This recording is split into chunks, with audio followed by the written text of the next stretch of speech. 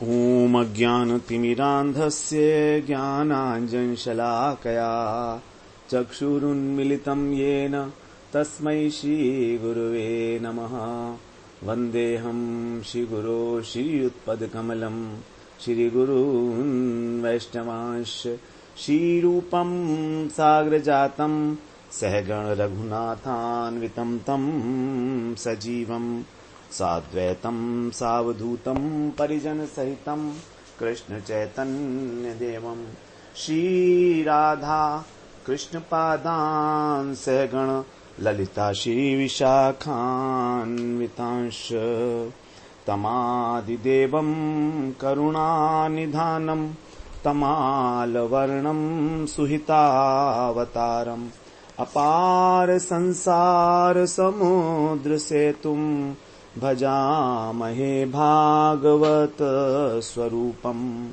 हे देव हे दैत हे भुवनैक बंधो हे कृष्ण हे चपल हे करुणैक सिंधु हे नाथ हे रमण हे नयनाभिराम हा हा कदानुभवितासि पदं दृशोर्मे। श्री कृष्ण चैतन्य प्रभो नित्यानंद श्री अद्वैत गदाधर शिवसदी गौर भक्त वृंद। हरे कृष्णा कृष्णा कृष्णा हरे हरे हरे राम राम राम हरे हरे। हरे कृष्णा। सर्वप्रथम मैं अपने गुरुपाद पद्म ओम विष्णुपाद अष्टोत्तर शत श्री श्रीमद् भक्तिवेदांत माधव गोस्वामी महाराज के चरण कमलों में अनंत कोटि दंडवत प्रणाम ज्ञापन करता हूँ। हम लोग श्रीमद् भागवत पुराण का श्रवण कर रहे हैं। उसमें हमारा चतुर्थ स्कंध चल रहा है। हम लोगों ने चतुर्थ स्कंध में काम प्रधान सृष्टि प्रकरण का श्रवण किया 13वें अध्याय से 23वें अध्याय तक, जो 11 अध्याय के अंदर वर्णन किया गया है। क्योंकि हमारी 11 इंद्रियां हैं, 5 ज्ञानेन्द्रियां, 5 कर्मेंद्रियां और एक मन, इन्हीं के द्वारा जो है काम विषय जो है भोग का हम लोग इसका भोग करते हैं विषयों का। तो इसलिए इसमें 11 अध्याय हैं और ये हमारा प्रारंभ से लेकर पहले स्कंध से अभी तक 14वां प्रकरण बनता है। इस स्कंध का तीसरा प्रकरण है, क्योंकि इसमें 4 प्रकार के प्रकरण हैं, धर्म प्रधान, अर्थ प्रधान, काम प्रधान और मोक्ष प्रधान। हमारा जो चौथा स्कंध है वो विसर्ग लीला है। तो इसमें तो प्रारंभ से लेकर ये 14वां हमारा प्रकरण है। तो इसका हम लोग संक्षेप में जो है सारांश श्रवण करते हैं।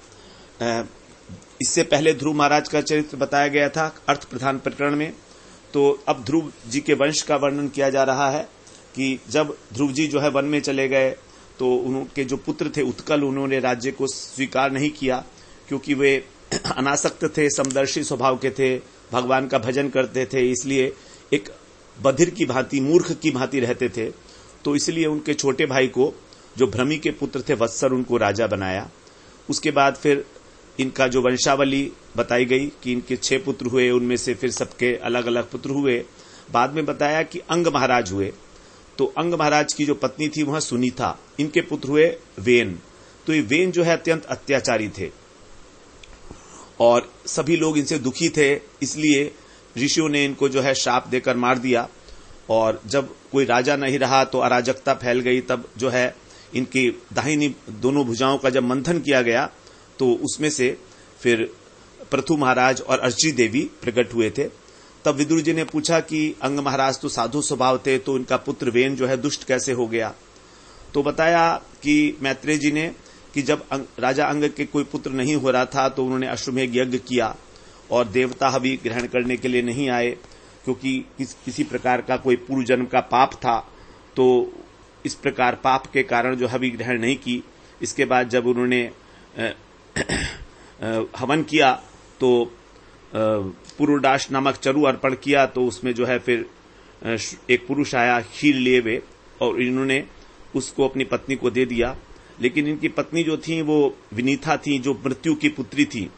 तो इसलिए राजा वेन को जो वेन नाम के पुत्र की प्राप्ति हुई, जो अपने नाना के अंश के से उत्पन्न होने के कारण अधार्मिक प्रवृत्ति का था।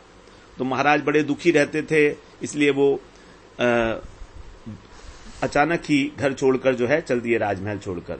बहुत खोज की गई उनकी, जब नहीं मिले तो सब ऋषियों ने विचार किया कि अब जो है इनके पुत्र को ही बनाना पड़ेगा हमें राजा। तो राजा वेन को जो है राजा बना दिया गया। उनकी जो माता थी सुनीता, उनसे परामर्श करके, अब ये तो बहुत अत्याचारी राजा था वेन, इसने ऐलान करा दिया कि कोई भी यज्ञ दान तप इत्यादि नहीं करेगा। तो चारों ओर तो डाकू फैल रहे थे और राजा भी डाकू हो गया। तो इस प्रकार से सब लोग बड़े परेशान रहने लगे। ऋषियों ने जो है सोचा कि इसको समझाया जाए, जाकर इससे कहा कि भाई तुम जो कर रहे हो वो ठीक नहीं है, धर्म का आचरण करना चाहिए राजा को। अगर निष्काम भाव से धर्माचरण करोगे तो मोक्ष की भी प्राप्ति हो जाएगी। बहुत अनेक प्रकार से समझाया उन्होंने, लेकिन जो राजा वेन है तो अत्यंत अधार्मिक था, निर्दयी था। उनको ही कहने लगा कि आप सब मूर्ख हो, राजा तो परमात्मा होता है, सभी देवताओं का उसमें वास होता है, और ये तो ऐसी बात हो गई जैसे कोई विवाहिता जो पत्नी स्त्री है अपने विवाहित पति से प्रेम ना करके परपुरुष में आसक्त हो जाए। तो तुम मेरी पूजा ना करके और भगवान की पूजा करना चाहते हो, जबकि वो तो सारे देवता मेरे अंदर ही वास करते हैं। राजा जो है सर्वदेवमय है, ब्रह्मा शंकर विष्णु इंद्र सबके नाम गिनाए उसने कि सारे देवता तो मेरे अंदर ही विराजमान है। तो इसलिए तुम सब मेरी आराधना करो, मेरे अतिरिक्त और कोई नहीं है ऐसा जो पूजा को ग्रहण करने योग्य हो, अग्र पूजा का अधिकारी हो। अब मैत्रेय जी बताते हैं कि ये बातें जो हैं कह के और निंदा करने लगा वो। ऋषियों ने सोचा कि अब ये तो राजा बनने लायक है ही नहीं, तो केवल उन्हें हुंकार किया और उसकी मृत्यु हो गई हुंकार से ही। लेकिन जो इसकी माता थी सुनीता, उन्होंने इसके शव को जो है अपने मंत्र के बल पर सुरक्षित रख लिया। अब एक बार ऋषिगण जो है हरि कथा कर रहे थे सरस्वती नदी के तट पे, उन्होंने देखा कि राज्य के अंदर लुटेरे जो है आक्रमण कर रहे हैं, और क्योंकि राजा कोई रहा नहीं तो अराजकता फैल गई। तब फिर सुनीता से बात किया तो इसी के जो शव पड़ा हुआ था राजा वेन का ही, तो उसकी जो है पहले जांग का मंथन किया गया। जब जांग का मंथन किया तो उसमें से निषाद की उत्पत्ति हुई, एक काला पुरुष उत्पन्न हुआ। तो उसको इन्होंने कहा बैठ जा, तो एक्चुअली राजा वेन के जितने भी पाप थे वो उसके अंदर आ गए। तो यही निषाद जो है इन्हीं का वंश चला, जो जंगलों के अंदर भील जाति वगैरह है, तो वो निषाद हो गए।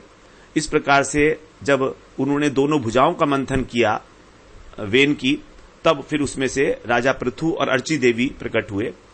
तो 15वें अध्याय में बता रहे हैं कि इनके प्रकट होने पर फिर जो है समझ गए, जो ऋषि मुनि थे वो सब समझ गए कि ये जो है भगवान आए हैं साक्षात अपने अंश रूप में, क्योंकि इनके लक्षण इस प्रकार के थे। और अर्ची देवी जो है लक्ष्मी की भी अंश हैं, लक्ष्मी जी की। तो इस प्रकार से इनका नाम पृथु और अर्ची जो है विख्यात हुआ, क्योंकि ये राजाओं के यश को बढ़ाने वाले हैं। और अर्ची देवी दोनों ही ये जो है नित्य पति पत्नी हैं।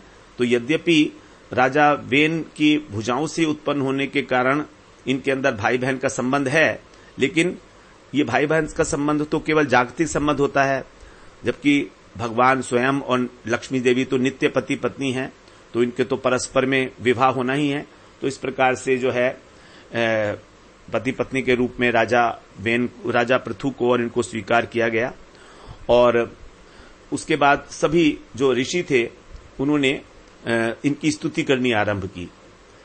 इससे पहले सभी देवता लोग आकर इनको अनेक अनेक प्रकार के उपहार दिए। कुबेर ने सुवर्ण का आसन दिया, और चंद्रमा ने छत्र दिया, वायु देवता ने चंवर दिया, धर्म ने माला दी, इंद्र ने मुकुट दिया, यम ने दंड दिया, ब्रह्मा जी ने वेदमय कवच दिया, लक्ष्मी जी ने अविचल संपत्ति, रुद्र ने कृपाण, विष्णु ने चक्र, दुर्गा जी ने ढाल। इस प्रकार सभी उपहार इनको दिए गए। और तब सबने जो है इनकी मागध लोग जो थे बंदीजन, उन्होंने इनकी स्तुति करनी आरंभ की। अब पृथु महाराज ने कहा कि देखो अभी तो मेरे ये गुण प्रकट भी नहीं हुए हैं और आप लोग स्तुति कर रहे हो, ये तो ठीक नहीं है। व्यर्थ में तुम लोग जो है ज्ञान कर रहे हो मेरे गुणों का। जब ये प्रकट हो जाएं गुण, मैंने तो अभी कुछ किया ही नहीं है, तो आप लोग गुणगान किसका कर रहे हैं?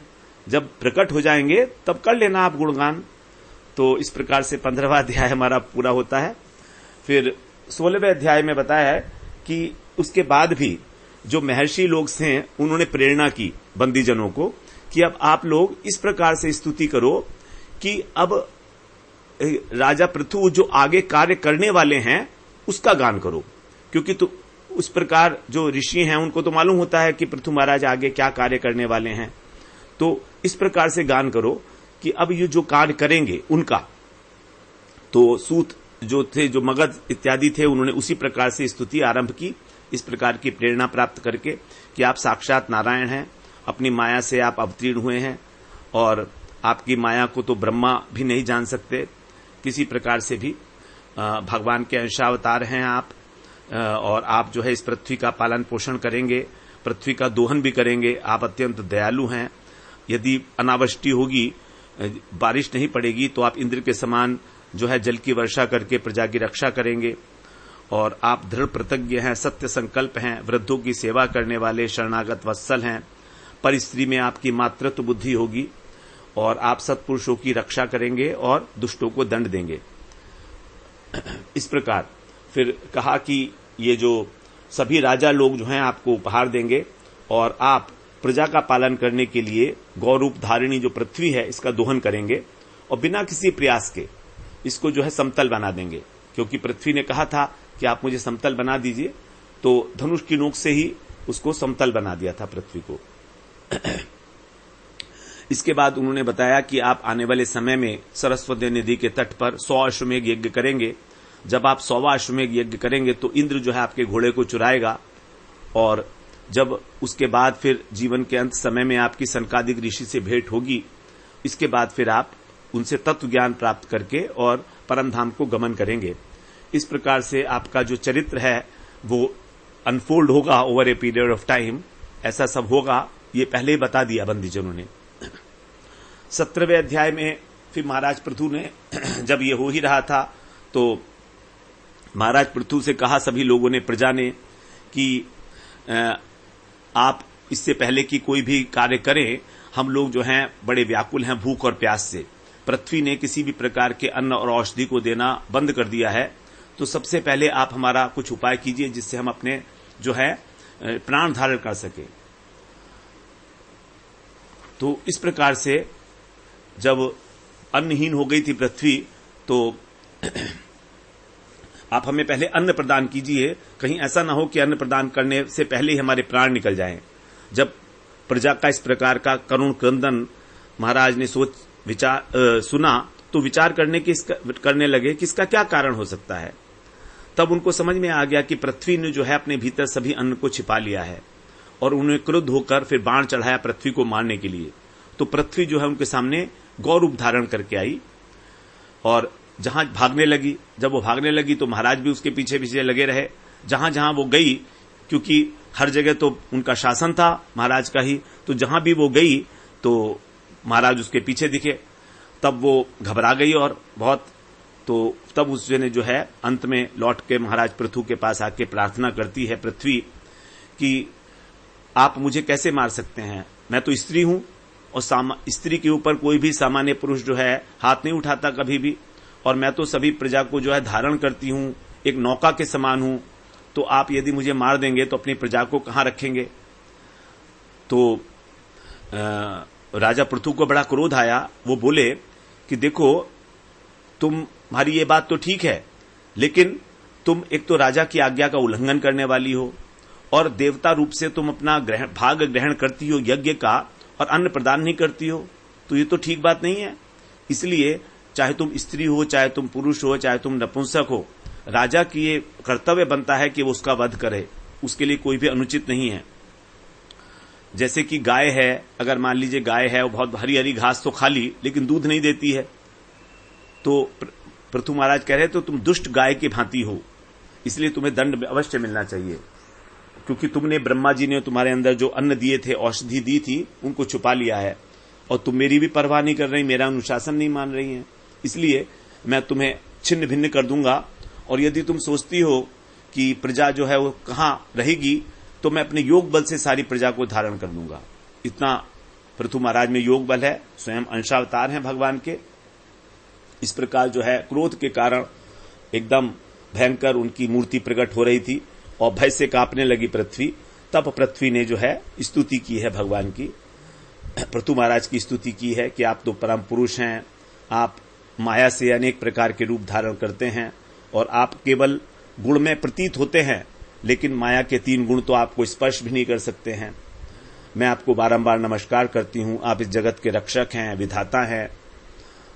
यदि आप ही मुझे मारेंगे तो फिर मेरी रक्षा के लिए कहां जाऊंगी, कौन मेरी रक्षा करेगा? और आप तो धर्मपरायण हैं, इसलिए आप जो है मुझ गौ रूपिणी पृथ्वी को नहीं मारिएगा। आपके ही नाभि कमल से ब्रह्मा जी उत्पन्न हुए हैं, और जब हिरण्याक्ष मुझे जो है चुराकर पृथ्वी रसातल में ले गया था, तब आपने ही वराह रूप में मेरा उद्धार किया था, और इसलिए मैं आपको, आपके भक्तों को, सबको बार बार नमस्कार करती हूं।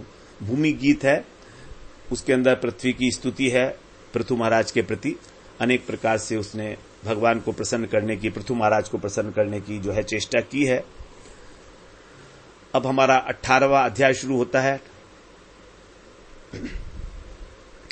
मैत्रेय जी बोलते हैं कि देखो, पृथु महाराज तो क्रोध से कांप रहे थे और पृथ्वी उनसे डरी हुई थी, तो उसने कहा पृथ्वी ने कि हे प्रभु, आप अपना क्रोध शांत करें, मैं जो कह रही हूं आप ध्यान से सुन लीजिए, क्योंकि आप तो बुद्धिमान हैं, और बुद्धिमान पुरुष जो है केवल सार वस्तु को ही ग्रहण करता है, और उस सार वस्तु को ग्रहण करने के लिए हमारे जो ऋषि मुनि हैं उन्होंने अनेक प्रकार के उपाय बताए हैं। जिस प्रकार, जिससे कि, और जो ब्रह्मा जी ने मेरे को बीज मेरे अंदर डाले थे, उसको तो मैं ऐसा देख रही हूं कि आज के समय में जितने अत्याचारी लोग हैं वही उसका जो है खा रहे हैं, उसका भोग कर रहे हैं। मेरा कोई ध्यान नहीं रखता, मुझे कोई पालन नहीं करता मेरा। इसीलिए, क्योंकि सब लोग चोर के समान हो गए हैं, इसलिए मैंने जो है सभी औषधियों को छिपा लिया अपने अंदर, जो औषधि यज्ञ के लिए आवश्यक हैं।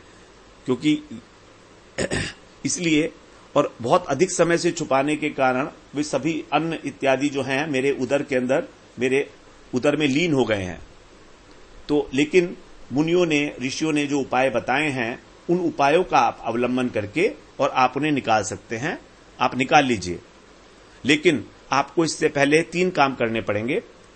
नंबर 1, आप एक तो बछड़े का इंतजाम करिए, क्योंकि गाय के रूप में जो है मैं आपको ये सारी चीजें दोहन करने के लिए कहूंगी। तो एक तो आप पहले बछड़े का इंतजाम कीजिए, फिर आपको दोहन पात्र चाहिए जिस पात्र में आप दूहोगे, और तीसरी बात है दूहने वाला, कौन दूहेगा। तो 3 लोग आप तैयार कीजिए, और इसके अतिरिक्त आप मुझे समतल भी कर दीजिए, ये मेरी आपसे प्रार्थना है, जिससे कि जब बारिश होगी, वर्षा होगी, तो मेरे अंदर जो जल होता है वो टिक जाए, सूखे ना। तो स्थान, समतल का मतलब है यहां पर कि स्थान स्थान पर आप सरोवर इत्यादि, गड्ढे इत्यादि बना दीजिएगा, जिससे कि आवश्यकता होने पर जो है उनसे जल का प्रबंध भी किया जा सके। तो ये आपके लिए और मेरे लिए भी, दोनों के लिए मंगलकारक होगा, आपकी प्रजा के लिए भी अनुकूल होगा। इस प्रकार जो पृथ्वी ने जब प्रिय वचन कहे, कल्याणकारी वचन कहे, तो पृथु महाराज ने सबसे पहले स्वयंभू मनु को बछड़ा बनाया। स्वयंभू मनु जो ब्रह्मा जी के सबसे पहले सृष्ट है जीव, तो स्वयंभू मनु को बछड़ा बना के उन्होंने अपने हाथ में, हाथ रूपी दोहन पात्र में ही सभी अन्नों को दोहन कर लिया, क्योंकि सबसे पहले आवश्यकता थी अन्न इस प्रजा के लिए। इसके बाद ऋषियों ने बृहस्पति जी को बछड़ा बनाया, और इंद्रिय रूपी पात्र में वेदों का जो है दोहन किया। इंद्र को बछड़ा बनाया, देवताओं ने अमृत का दोहन किया। दैत्यों ने प्रहलाद जी को मछड़ा बनाकर मदिरा का दोहन कर लिया। जिसकी जो आवश्यकता थी उसने उसी प्रकार की वस्तु पृथ्वी से प्राप्त की। तो देखिए, पृथ्वी जो है सभी का पालन करती है। ये नहीं कि पृथ्वी केवल जो पृथ्वी पर रहने वाले प्राणी हैं उन्हीं का पालन करती है, देवताओं का, पितरों का, सबका पालन पृथ्वी करती है। गंधर्व, अप्सरा, सब लोग। पितरों ने जो है कव्य का दोहन किया, सिद्धों ने जो है 8 सिद्धियों का दोहन किया कपिल मुनि को बछड़ा बनाकर। यक्ष, राक्षस, भूत, प्रेत, पिशाच इत्यादि ने रुद्र को बनाया और कपाल के अंदर रुधिर का दोहन कर लिया। पशुओं ने तृण का, मांस भक्षी जीवों ने मांस का, पक्षियों ने कीट पतंग का, वृक्षों ने रस का, और पर्वतों ने धातुओं का दोहन किया। क्योंकि ये सब जो है प्राणी है, स्थावर योनि। वृक्ष और पर्वत स्थावर योनि है, और पशु पक्षी तिर्यक योनि है। उसके बाद मनुष्य तो हो ही गए पृथु महाराज, और देवता, उसके अंदर देवताओं में गंधर्व, अप्सरा, इन्होंने विश्वावसु को बछड़ा बनाकर माधुर्य और संगीत का दोहन किया।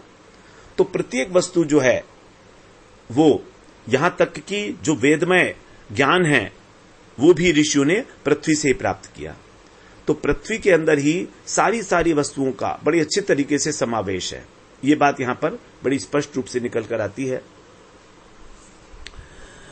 तो इस प्रकार से जो है पृथ्वी जो है सब प्रकार से पृथु महाराज के अधीन हो गई और सभी लोगों को उसकी जो रिक्वायरमेंट्स थी, अभीष्ट वस्तु थी, उसको प्रदान किया।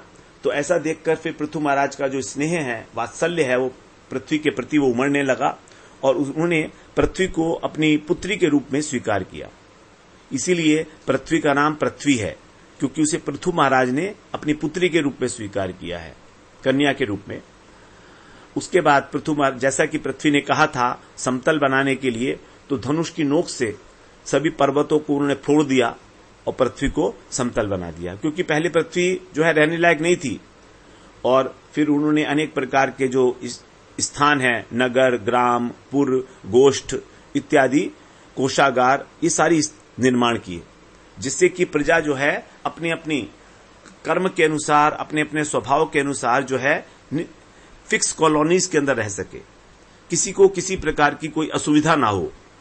तो ये सारा जो आर्किटेक्चरल प्लानिंग है, ये सबसे पहले पृथु महाराज के द्वारा ही की गई है। टाउन प्लानिंग जिसको बोलते हैं, ये सारी की सारी पहले पृथु महाराज के द्वारा ही की गई है। तो इस प्रकार हमारा 18वां अध्याय यहां पर पूरा हो जाता है। अब 19वें अध्याय में पृथु महाराज जो है अश्वमेघ यज्ञ करते हैं। तो सरस्वती नदी के तट पर उन्होंने अश्वमेघ यज्ञ करने का संकल्प लिया। जहां पर जो सरस्वती नदी है वो पूर्वाभिमुख होकर बहती है, तो वहां पर दीक्षा ली उन्होंने ब्रह्मावर्त प्रदेश के अंदर।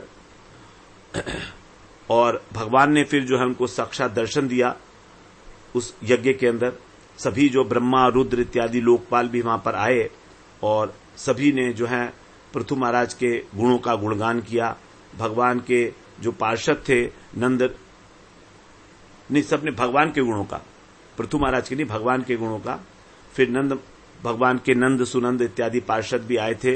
कपिल, नारद इत्यादि योगेश्वर भी उस यज्ञ में आए। और भूदेवी जो थी, पृथ्वी सभी को जो है अभिलिषित वस्तुएं दे रही थी। सब कुछ समर्पित हो रहा था वहां पर, किसी प्रकार का कोई कमी नहीं थी। पर्वत जो है भोजन दे रहे थे, समुद्र जो है रत्न राशि दे रहा था, और वृक्ष जो है दूध, दही, घी इत्यादि ये सब। और पृथु महाराज भगवान की आराधना में लीन थे। तो जब 100वां यज्ञ आरंभ हुआ 1999 यज्ञ होने के बाद, तब जो इंद्र है, क्योंकि इंद्र को हमेशा ही चिंता रहती है कि कोई मेरा स्थान न ले ले, सिंहासन, क्योंकि जो व्यक्ति 100 अश्वमेघ यज्ञ कर लेता है वो इंद्र पद के सिंहासन के योग्य हो जाता है। तो उसको हमेशा डर रहता है इंद्र को कि मेरा सिंहासन न छिन जाए। इसलिए उसने क्या किया कि जो यज्ञ का घोड़ा था उसको चुरा लिया। अब घोड़ा चुरा लिया तो अपने को बचाने के लिए फिर उसने जो है पाखंडी वेश धारण किया, जटाएं बढ़ी हुई थी, भस्म लगी हुई थी, इस प्रकार। और उसको बड़े वेग से वो आकाश मार्ग से ले जाने लगा। रास्ते में जाते हुए उसको भृगु ऋषि अत्रि मुनि ने देखा कि इंद्र जो है घोड़ा लेके भाग रहा है। तो उन्होंने जो पृथु महाराज के पुत्र थे, बड़े पुत्र, उनको आदेश दिया कि तुम इसको इंद्र को मार दो। तो जब इंद्र ने देखा कि महाराज पृथु का परम पराक्रमी पुत्र जो मुझे मारना चाहता है, तो उन्होंने क्या किया, इंद्र ने अपना पाखंडी वेश जो हमें छोड़ दिया, घोड़े को भी छोड़ दिया। अब पाखंडी वेश जो छोड़ा, उसको जो अज्ञानी जन हैं इस पृथ्वी के ऊपर, उन्होंने ग्रहण कर लिया। जो अज्ञानी हैं, पाखंडी हैं, उन्होंने ग्रहण कर लिया यहां पर। और जो इंद्र है वो तो अंतर्ध्यान हो गया। इसीलिए इनका जो पुत्र था पृथु महाराज का, उसका नाम हुआ विजिताश्व, क्योंकि इसने अश्व को जीत लिया। उसके बाद उस पशु को लाकर बांध दिया गया यूप के अंदर, लेकिन वहां पर भी इंद्र को चैन नहीं पड़ी। उसने घोर अंधकार कर दिया उस एरिया में और दोबारा से जो है चुरा लिया, सोने की जंजीर के सहित घोड़े को चुरा लिया। सोने की जंजीर से बंधा था वो घोड़ा, तो जंजीर सहित घोड़ा चुराकर और भागने लगा। अत्रि ऋषि ने फिर इंद्र को दिखाया कि देखो ये फिर दोबारा तुम्हारा घोड़ा चोरी कर रहा है। तो अब जो है इंद्र इस बार कपाल धारण किए हुए था। तो विजिताश्व ने सोचा कि कोई धार्मिक व्यक्ति है, लेकिन समझाया अत्रि ऋषि ने कि ऐसा नहीं है, ये इंद्र ही है, तुम इसको मार डालो। तो जैसे उन्हें धनुष चढ़ाया तो वो घोड़े को छोड़कर फिर भाग गया, और जो कपाल धारण किया हुआ था वो भी छोड़ दिया उसने। तो उस कपाल को भी जो मंद बुद्धि लोग थे उन्होंने ग्रहण कर लिया। तो इस प्रकार से 2 बार जो है होने लगा, और पता नहीं फिर इसके बाद भी कभी हुआ हो। अब पृथु महाराज को पता लग गया कि इंद्र मेरा शत्रु है, इसलिए उन्होंने अपने धनुष पर बाण चढ़ाया कि मैं इसको मारूंगा। अब तब ऋषियों ने कहा कि आप तो दीक्षा लिए हुए हो, आप नहीं मार सकते हैं, हम मंत्र के बल से इस इंद्र को आहुति दे देंगे, बुलाकर यहीं पर मर जाएगा, अग्नि में जल के स्वाहा हो जाएगा मंत्रों के बल से। तब उन्होंने आहुति देनी शुरू की। तभी वहां पर ब्रह्मा जी प्रकट हो गए, बोले कि देखो तुम जिस इंद्र को मारना चाहते हो वो भी भगवान का ही एक भुजा है, अंश है उनका भी, अंग है उनका, और तुम भी भगवान के ही अंश हो, इसलिए तुम्हारे लिए ये ठीक प्रकार ये नहीं है। तो यज्ञ का अनुष्ठान पूरा नहीं भी हुआ तो भी कोई बात नहीं है, इसको जरूरत नहीं है पूरा होने की, तुम बंद कर दो, क्योंकि इंद्र तो मानने वाला है नहीं, वो तो इस प्रकार से अनेक प्रकार के पाखंडी वेश धारण करेगा और छोड़ेगा। तो इस जगत के अंदर जो है पाखंड का ही बोलबाला बढ़ जाएगा, तो वो ठीक नहीं रहेगा जगत के लिए, कल्याणकारी होगा।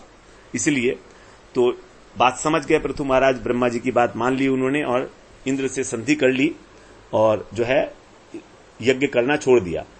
अब 20वें अध्याय में बताते हैं कि 99 यज्ञ करके ही भगवान इतने प्रसन्न हुए पृथु महाराज से, क्योंकि उन्होंने ब्रह्मा जी की आज्ञा का पालन किया, कि वो प्रकट हो गए।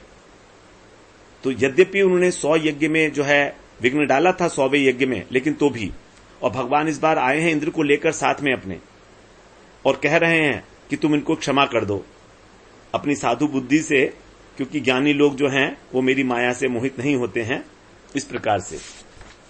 तो इंद्र की रक्षा करते हुए भगवान उसे क्षमा करा रहे हैं। और भगवान ने फिर बताया कि जो राजा है वो उसका कल्याण प्रजा पालन से ही होता है, प्रजा जो पुण्य करती है उसके 6ठा भाग राजा को मिलता है, इसलिए, और जो राजा प्रजा की रक्षा नहीं करता है, कर वसूलता है, उसका सारा पुण्य प्रजा ले लेती है।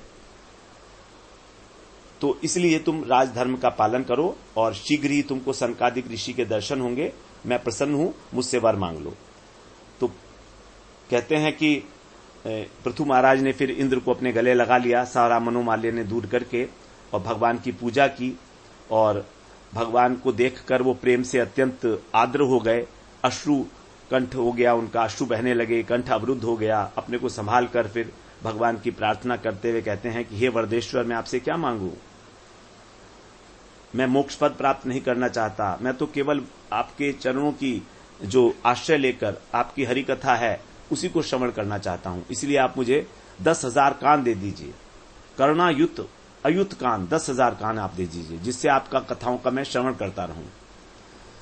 तो उसके बाद फिर जो है भगवान ने पृथु महाराज की स्तुति सुनी और उनको भक्ति का वरदान दे दिया, और भगवान वहां से जो है अंतर्ध्यान हो गए। 21वें श्लोक में भगवान की आज्ञा का पालन करते हुए पृथु महाराज ने एक सभा बुलाई सभी की, और उसमें प्रजा थी, उनके राज ऋषि, ब्रह्म ऋषि सभी लोग आए। यद्यपि राजा को अधिकार नहीं है कि वो ब्रह्म ऋषियों को उपदेश करे, लेकिन भगवान का आदेश होने के कारण पृथु महाराज जो है सबको उपदेश करते हैं और कहते हैं कि देखिए, ये जो आपने मुझको राजा नियुक्त किया है और मैं अपने कर्तव्य का ठीक ठीक पालन करूंगा, तो मेरा कर्तव्य है कि आपको धर्म की शिक्षा दूं, प्रजा को केवल कर ही ना वसूलूं उनसे, और आप लोगों को भी ये चाहिए कि आप मेरी बात का अनुमोदन करें और दोष दृष्टि हटाकर अपने कर्तव्य का पालन करें और भगवान को समर्पित करें। यदि आप लोग ऐसा करते हैं तो यही मेरे ऊपर आपकी बड़ी कृपा होगी। तो ये मैं आपको कोई उपदेश नहीं दे रहा हूं, बल्कि आपके समक्ष जो है एक निवेदन कर रहा हूं। तो आप इस मेरे निवेदन को स्वीकार करें, उसका अनुमोदन करें, और यदि मेरा बात का आप अनुमोदन करेंगे तो मेरे समान ही आप इस पुण्य के अंदर भागीदार होंगे। तो देखिए कितनी बड़ी बात है, जहां पर हम लोग किसी बात का अनुमोदन करते हैं तो जो करता है उसको तो पुण्य मिलता ही है, लेकिन जो अनुमोदन करता है उसको भी पुण्य मिलता है, और जो प्रेरणा करता है उसको भी, तीनों को मिलता है। तो पहले प्रेरणा करने वाला किसी भी पुण्य कार्य के लिए, दूसरा उस कार्य को करने वाला, और तीसरा उसका अनुमोदन करने वाला, इन तीनों को ही उसका फल मिलता है। इसी प्रकार से हम सोचे हैं भागवत श्रवण में, तो हमें जो भागवत श्रवण करने की प्रेरणा देता है जो भागवत श्रवण करता है और जो खुद नहीं कर पाता लेकिन अन्य लोगों को प्रेरित करता है। वो सोचता है देखो मैं तो अभी नहीं कर पा रहा हूं, मेरी स्थिति नहीं बन पा रही है, समय नहीं है, लेकिन और लोग तो कृतार्थ हो सकते हैं ना। तो अनुमोदन करने वाले को भी उस भागवत श्रवण का फल मिलता है। ये परमार्थ में इस प्रकार की विचारधारा है जिसको यहां पर बताया, नई बात है ये। फिर उन्होंने बताया कि भगवान के चरण कमल की हमें सेवा करनी चाहिए, अपना वर्णाश्रम धर्म पालन करते हुए, किसी प्रकार का कोई कपट अपने हृदय में ना रखते हुए सदाचार का यदि पालन करेंगे तो हमको लौकिक परलौकिक संपदाएं अपने आप प्राप्त हो जाएंगी। तो बड़ी अच्छी बातें जो है पृथु महाराज ने अपनी जनता को, अपनी प्रजा को बताई। सभी लोगों ने अत्यंत आनंद का अनुभव किया, उनका हार्दिक अभिनंदन किया पृथु महाराज का। अब 22वें अध्याय में बताते हैं कि जब इस प्रकार की सभा में संबोधन हो ही रहा था और वो प्रशंसा कर रही थी सारी प्रजा उनकी, तभी वहां पर आकाश मार्ग से सनकादिक ऋषि का अवतरण होता है। जैसे ही आकाश से वो उतरते हैं तो महाराज पृथु जो है उनके प्राण जो है उनको लेने के लिए भागे, उनका अभिनंदन करने के लिए। प्राण के भागने के बाद फिर महाराज पृथु खड़े हुए और उनका अभिनंदन किया। तो ऐसा कहते हैं कि जब कोई बड़ा व्यक्ति आता है, श्रेष्ठ व्यक्ति आता है, तो हमारे प्राण तो पहले भाग लेते हैं उसके अभिनंदन के लिए।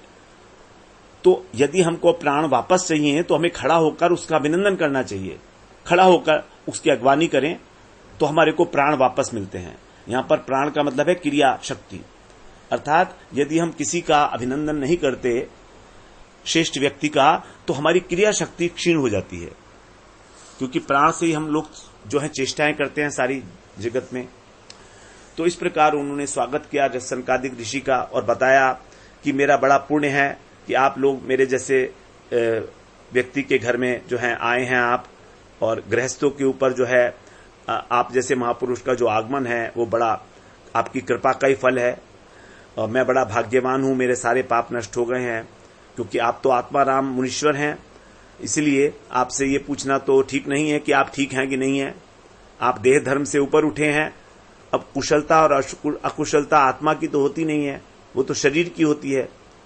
तो इस प्रकार से आप मुझे जो है तत्व ज्ञान का उपदेश दें, जिससे कि मनुष्य का कल्याण हो जाए और वो आसानी से इस भवसागर को पार कर सके।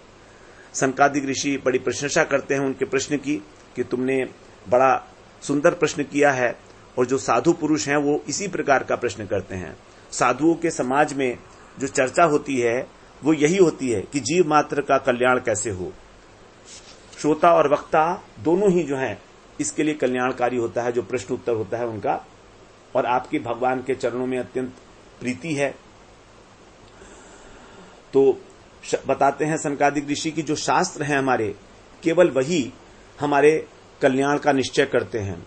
और उसमें यह निश्चय किया गया है कि हमें अपने शरीर के प्रति अनासक्ति और भगवान के प्रति आसक्ति, शरीर से अनासक्त होना है और भगवान में आसक्त होना है, अनुराग होना है उनमें। और ये होगा कैसे? इसके लिए 19 प्रकार के जो साधन हैं वो उन्होंने बताए कि आप सबसे पहले तो अपने आचार्य और शास्त्रों के वचनों में विश्वास रखना होगा, क्योंकि जो आचार्यवान पुरुष है उसी को भगवत प्राप्ति होती है। आचार्यवान पुरुषो वेद, जो आचार्य है उसको कहते हैं आचार्यवान। जैसे जिसके पास धन होता है उसको कहते हैं धनवान, उसी प्रकार से तो जो आचार्य अर्थात जिसने गुरु धारण किए हैं वही जो है वेद पुरुष है, भगवान के तत्व को जान सकता है। तो भगवान के तत्व को जान के ही भगवत प्राप्ति होती है। तो इसलिए कह रहे हैं कि आप उनके वचनों में विश्वास रखो, सुदृढ़ विश्वास। नंबर 2 भागवत धर्म का पालन। नंबर 3 तत्व जिज्ञासा। गुरु के चरणों में केवल बैठना नहीं है, तत्व जिज्ञासा करनी है हमारे मन के, जिससे वो संशय नाश कर सके। उसके बाद भगवान की उपासना करने से, उनकी कथा सुनने से, और जो भोगों के अंदर रचे पचे लोग हैं उनसे दूर रहना चाहिए। उनको जो अच्छी अच्छी चीजें लगती हैं उसका दूर से परित्याग कर दे। अहिंसा का पालन, आत्म कल्याण का चिंतन, किसी की निंदा ना करे, अपने योगक्षेम की भी चिंता ना करे, कभी सुख दुख में समभाव रखे, भगवान का संकीर्तन करे, सदाचार का पालन करे। इस प्रकार जब भक्ति बढ़ने लगती है तब हमारे को ये दोनों चीजें अनायास प्राप्त हो जाती हैं। इस शरीर और संसार से विरक्ति और भगवान के चरणों में अनुराग। यही वास्तव में हमारा जो है उद्देश्य होना चाहिए। तो जो व्यक्ति इस प्रकार सांसारिक भोगों से विरक्त होके और भगवान की प्राप्ति करता है, उसी का सुंदर प्रयास है, वही धन्य है। इस प्रकार सनकादिक ऋषि ने जब उपदेश दिया तो पृथु महाराज अपने को कृत्य मानते हैं, धन्य मानते हैं, और उनकी पूजा की सनकादिक ऋषि की। और इसके बाद सनकादिक ऋषि जो है आकाश मार्ग से अपने लोक में चले गए। महाराज पृथु तो गृहस्थाश्रम है, लेकिन फिर भी वे किसी प्रकार का अहम और मम बुद्धि से ग्रस्त नहीं है। कोई उन्हें अहंकार नहीं है, मिथ्या अहंकार, और संसारिक भोगों में उनको किसी प्रकार की कोई रुचि नहीं है।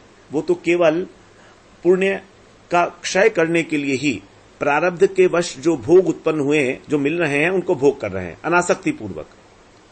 तो अपने प्रारब्ध के पुण्य को क्षय करने का सबसे बढ़िया साधन ये बताया है कि अनासक्ति पूर्वक जो अपने आप से भोग पदार्थ उपलब्ध हो उसका आस्वादन करना, उसका भोग करना।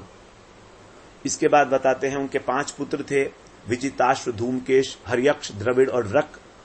तो जैसे भगवान पृथु महाराज अंशावतार थे, उसी प्रकार से उनके समान ही थे सारे उनके पुत्र। जब पृथु महाराज का जो राज्य था अत्यंत समृद्ध था, जब उन्होंने देखा कि मेरी अब आयु ढलने लगी है, तो सारा भार उन्होंने पृथ्वी का पुत्रों को दे दिया, और सभी प्रजा और पृथ्वी जो है उनके वियोग में रोने लगी। इस प्रकार वो अपनी पत्नी के साथ वानप्रस्थ आश्रम में प्रवेश किया, तपोवन में जाकर वहां पर बड़ी कठोर तपस्या की। पहले महीने में केवल कंदमूल फल खाए, पहले महीने में नहीं, कुछ समय तक। उसके बाद फिर कुछ समय पत्ते खाए। उसके बाद फिर एक पक्ष जो है वो जल पीते थे कुछ पक्षों तक, और उसके बाद फिर वायु पीकर उन्होंने समय बिताया। बड़ा कठोर तपस्या में भगवान की पंचाग्नि में अपने को तपाया, गर्मी में, जाड़ों में जल में खड़े रहे, बरसात के दिनों में जलधारा को सहन किया। इस प्रकार निरंतर परमात्मा तत्व का चिंतन करते करते वो जान गए कि अब मुझे शरीर छोड़ने का समय आ गया है। तब उन्होंने योग की प्रक्रिया के द्वारा, ब्रह्मरंध्र के द्वारा अपने शरीर का त्याग कर दिया। और जब उनकी पत्नी अर्ची ने इस प्रकार देखा, तो वो तो अत्यंत सुकुमारी थी, धरती के ऊपर भी कभी उन्होंने पैर नहीं रखा था, लेकिन पति की सेवा उन्होंने बड़ी सावधानी पूर्वक की है तपोवन में रहकर। उनका शरीर अत्यंत दुर्बल हो गया था। जब उन्होंने देखा कि पति ने शरीर का त्याग कर दिया है, तो कुछ समय उनके वियोग में विलाप किया उन्होंने। उसके बाद जो है उनकी क्रिया की, उनके पति के शरीर को जो है चिता पर रखा, स्नान करके उन्होंने अपनी पति की चिता में अग्नि लगाने के पश्चात स्वयं उस चिता की 3 परिक्रमा की, और उनके चरणों का ध्यान करते हुए उनको प्रणाम करके उनकी चिता में प्रवेश कर गई। इस प्रकार जो है अर्ची देवी ने भी अपना शरीर को त्याग दिया अपने पति के साथ ही। ये सब जब देख स्त्रियों ने ऊपर आकाश में देवताओं के साथ, तो सभी जय जयकार करने लगे, पुष्प वृष्टि करने लगे और प्रशंसा करने लगे कि देखो अर्ची कितनी धन्य है कि इन्होंने किस प्रकार अपने पति के लोक को प्राप्त किया। उन्होंने देखा कि जिस मार्ग से जा रहे हैं पृथु महाराज, वहीं पर ही उनके पीछे पीछे अनुगमन करते हुए अर्ची महारानी भी जा रही हैं। तो इस प्रकार वे भी अपने शरीर का त्याग करके और पति के लोक में पहुंच गई। इस प्रकार से हमारे 11 अध्याय 13वें अध्याय से लेकर और 24वें अध्याय तक पूरे हो जाते हैं। संक्षेप में बहुत तेजी के साथ हम लोगों ने इसका श्रवण किया, क्योंकि 11 अध्याय थे, तो ज्यादा विस्तृत चर्चा करने का यहाँ पर समय नहीं था। अब हम लोग अगले सत्र में फिर जो मोक्ष प्रधान सृष्टि प्रकरण है, 15वां प्रकरण आरंभ से लेकर 24वें अध्याय से शुरू होगा, और अब इसको अंत तक ये चलेगा हमारा 31वें अध्याय तक। तो इसमें 24, 25, 26, 27, 28, 29, 30, 31 8 अध्याय हैं। इन 8 अध्यायों में से अंतिम अध्याय है या लास्ट बट वन है। 5 अध्याय जो हैं उनको कहा जाता है ज्ञान पंचाध्यायी। जैसे भागवत में रास पंचाध्यायी है, इसी प्रकार से कर्म पंचाध्यायी भी है और ज्ञान पंचाध्यायी भी है। तो कर्म पंचाध्यायी जो है 7वें स्कंद में है, अंतिम श्लोक, अंतिम 5 अध्याय, और रास पंचाध्यायी 10वें स्कंद में, जानते ही हैं हम, प्राण है वो भागवत के। और ज्ञान पंचाध्यायी जो है वो यहाँ पर इस स्कंद में हम लोग आगे अगले वाले प्रकरण में श्रवण करेंगे। वांछा कल्पतरुभ्यश्च कृपा सिंधुभ्यैव च पतितानां पावनेभ्यो वैष्णवेभ्यो नमो नमः।